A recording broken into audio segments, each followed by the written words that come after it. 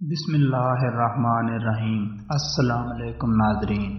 حضرت شیخ ابو العباس الخضر الحسین رحمۃ اللہ علیہ نے فرمایا کہ ایک رات ہم بہت سے آدمی حضور غوث اعظم کے مدرسہ میں حاضر تھے کہ خلیفہ آپ کی خدمت میں حاضر ہوا اور سلام عرض کرنے کے بعد آپ کے سامنے ادب سے بیٹھ گیا اور 10 عدد تھیلیاں جو روپیوں سے بھرپور بھری تھی لایا۔ آپ کی خدمت میں ان کا نذرانہ پیش کیا۔ آپ نے لینے سے انکار کر دیا۔ خلیفہ نے بہت زیادہ اصرار کیا۔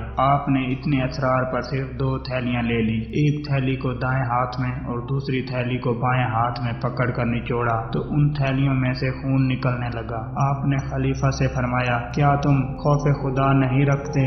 لوگوں کا خون نچوڑ کر تھیلی میں بند کر کے میرے پاس لائے ہو۔ خلیفہ یہ دیکھ کر اور سن کر بے ہوش ہو گیا۔ پھر آپ نے ارشاد فرمایا کہ اگر مجھے خلیفہ کے آل رسول ہونا مد نظر نہ ہوتا تو میں یہ خون تمہارے محلات پر بہا دیتا۔ میں نے اللہ تعالیٰ کے تمام شہروں کی طرف دیکھا تو وہ سب مل کر رائی کے دانے کے برابر بھی نہ تھے۔